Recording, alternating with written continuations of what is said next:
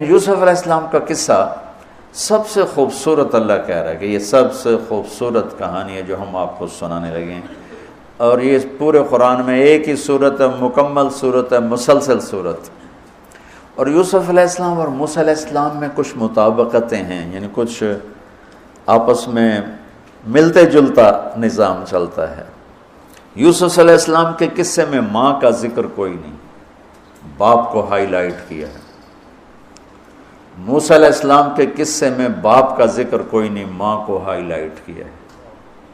ایک نبی کے ذریعے سے ماں کا مقام بتایا ہے اور ایک نبی کے ذریعے سے باپ کا مقام بتایا ہے، اور بطور باپ جیسا یعقوب علیہ السلام کو قرآن نے پیش کیا ہے اور کسی کو نہیں پیش کیا، کسی اور کو پیش نہیں کیا۔ یوسف علیہ السلام کو پانی میں پھینکا گیا، موسیٰ علیہ السلام کو بھی پانی میں پھینکا گیا۔ یوسف علیہ السلام کو پھینکنے والے بھائی تھے اور موسیٰ علیہ السلام کو پھینکنے والی ان کی والدہ تھی۔ موسیٰ علیہ السلام جا کے مصر کے دربار میں پہنچے اور یوسف بھی پانی سے نکل کر مصر کے دربار میں پہنچے۔ یوسف علیہ السلام پہ تہمت لگی، موسیٰ علیہ السلام سے خطا ہو گئی، تہمت نہیں، واقعی ہو گیا، قتل ہو گیا۔ موسیٰ علیہ السلام کو مصر سے بھاگنا پڑا، یوسف علیہ السلام کو مصر میں قید ہونا پڑا۔ موسیٰ علیہ السلام کنعان سے دوبارہ مصر آئے اور یوسف علیہ السلام نے کنعان سے اپنے سارے عزیز و اقارب کو دوبارہ مصر میں بلا لیا۔ موسیٰ علیہ السلام کا بچپن ماں کے گرد گھومتا ہے، یوسف علیہ السلام کا بچپن باپ کے گرد گھومتا ہے۔ یوسف علیہ السلام کو بھائیوں نے دھکا دیا اور موسیٰ علیہ السلام کو بہن نے ماں تک پہنچایا۔ وہاں بھائیوں نے دھکا دیا، باہر نکال، یہاں بہن نے ہیلے کے ساتھ واپس ماں کی گود میں پہنچایا۔ بہت ساری مناسبات ہیں، یہ اچانک جو ذہن میں آئی میں نے سنا دیا، اب غور کرو گے تو اور بہت سی نکل آئیں گی۔ یوسف علیہ السلام کو خواب آتا ہے، وہ خواب اپنے باپ کو بتاتے ہیں۔ انی رأیت 11 کوكبا والشمس والقمر رأیتهم لی ساجدین۔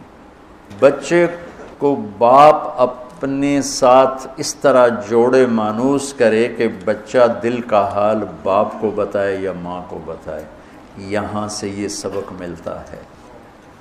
آج کل کے بچوں کو خواب آئے گا نا تو دوست کو بتائیں گے، ابے کو نہیں بتائیں گے، جو ابا موبائل سے فارغ نہیں ہے، کمپیوٹر سے فارغ نہیں ہے، اور اماں کو بھی ڈرامے سے فرصت نہیں ہے، تو وہ دوست کو بتائے گا۔ آج کے ماں باپ نے اولاد سے دوستی ختم کر دی، ایک گھر میں رہ کر دوستی نہیں، ہاں جی کھانا کھا لو، کپڑے پہن لو، اسکول چلے جاؤ، ٹیوشن کے لیے چلے جاؤ، ٹیوٹر آ گیا چلے جاؤ، قاری صاحب آ گئے چلے جاؤ، کتنے گریڈ آئے، کتنے اے آئے، کتنے بی اے کے بھیج دے، پتہ نہیں اے بھی کتھوں آ گئے نا مرادہ نے۔ یوسف علیہ السلام اپنے دوست اپنے بھائی کو نہیں سناتے، اپنے ابا کو سناتے۔ یہ ایک سبق ہے والدین کے لیے کہ اولاد کو اتنا اعتماد دو کہ اپنے دل کی بات تمہیں بتا سکے، اپنا ہمدم ہم راز تمہیں بنائیں، دوستوں کو نہ بنائیں۔ دوستوں سے غلط مشورے آئیں گے، ماں باپ سے صحیح مشورے آئیں گے، لیکن جب ایک قانونی سی زندگی بن جاتی ہے، اور خاص طور پر آج کا جو نظام تعلیم ہے، اس نے ایک بے رحم فضا پیدا کر دی۔ ایک معصوم ننھا 3 برس کا بچہ وہ اسکول کا بوجھ لے کے جاتا ہے روتا ہوا، آتا ہے روتا ہوا، اس کے دل میں ماں باپ کی محبت جنم ہی نہیں لیتی، جنم لی ہوئی محبت مر کے دفن ہو جاتی ہے، ختم ہو جاتی ہے، اس کے سارے نیورون جل جاتے ہیں جب اس کے اوپر پریشر ڈالا جاتا ہے، پیچھے سے بجلی کا پریشر زیادہ آئے گا یہ اڑ جائیں گے۔